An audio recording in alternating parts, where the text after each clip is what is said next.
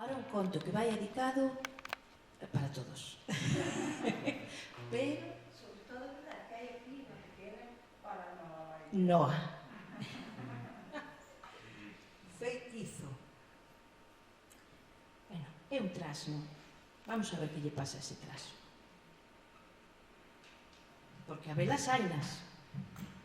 Eu, por exemplo, parezco unha.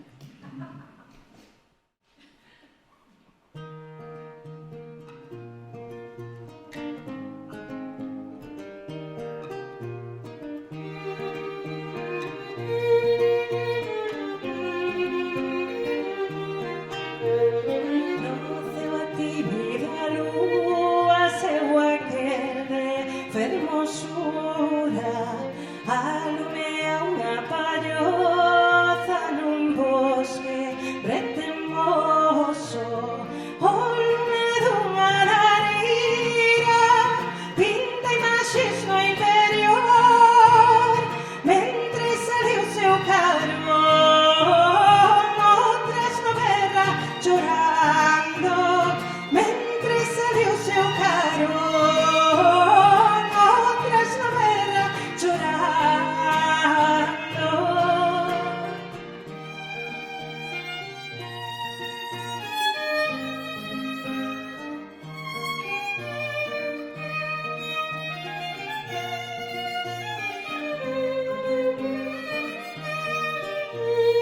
Maldita meiga que fixo seu pesar este conxuro, pois nem sequera as súas verbas fan xustiza súa dor.